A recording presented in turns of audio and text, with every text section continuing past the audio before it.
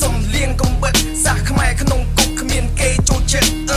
បាបកម្មព្រោះតែចិត្តខ្លាំងជាប់គុករាប់ឆ្នាំគ្មានស្រីណាចាំយើងខំវត្តសុំគាត់ភ្លើងបើមិនស្ទាត់គុំឈានជើងផែនដីសិតតែឆ្លើងណាស់ហើយចុះខ្លួនក៏ខុសរឿងខ្ញុំខ្សែវែងជាងអំបោះកោះកំភ្លើងឲ្យក្របស្រណោហោះដុំរងដាក់អាឈ្មោះញីណាដែលមិនស្មោះគុំធ្វើឲ្យចិត្តខ្ញុំកោះឡើយបើអ្នកមានកំភ្លើងខ្ញុំសូមឆ្លងឆ្លើយកូនប្រុសហ៊ានស៊ីហ៊ានសងផ្លោះទៅបងអាការចោះខ្នងហងច្បាប់ដេញចាប់ខ្ញុំចងបើសិនខ្ញុំស្លាប់ដុតធូកឲ្យផង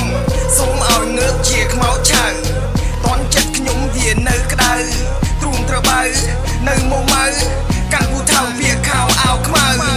បើមិនហ៊ានគុំបង្កើតសង្គ្រាមពួកម៉ាក់គ្នាខ្ញុំសិតតែខ្មែរកកឈាមចេញពីគុកមានគេស្អប់ពេញស្រុកមានគេសើចសប្បាយពីឃើញខ្ញុំកើតទុកឈឺជុកនឹងខ្ញុំធ្វើអ្វីបើក្តិតមិនលមាស់ខំរុកធ្វើអីអ្នកទាំងអស់ប្រយ័ត្នសំដីខ្ញុំនឹងលួចកូនស្រីធ្វើអ្នកនាងកងរៃចង់ជេរហៅខ្ញុំស្អីទៀតហៅខ្ញុំសិតតែចៅម៉ាសៀត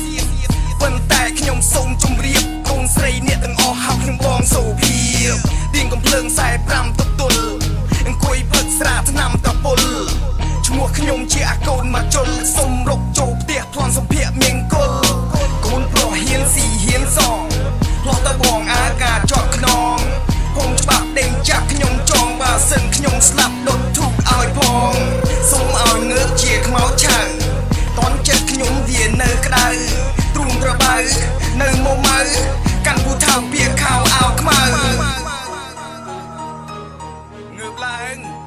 ថ្ងៃចាំងគូរនៅដេកដូនអាទិត្យងើបអាប្រមឹកងើបឡើងងើបអូយូសពដឹងនេះយូសពអក្រក់ទីរ៉ែងសពវឹងដកកនេះ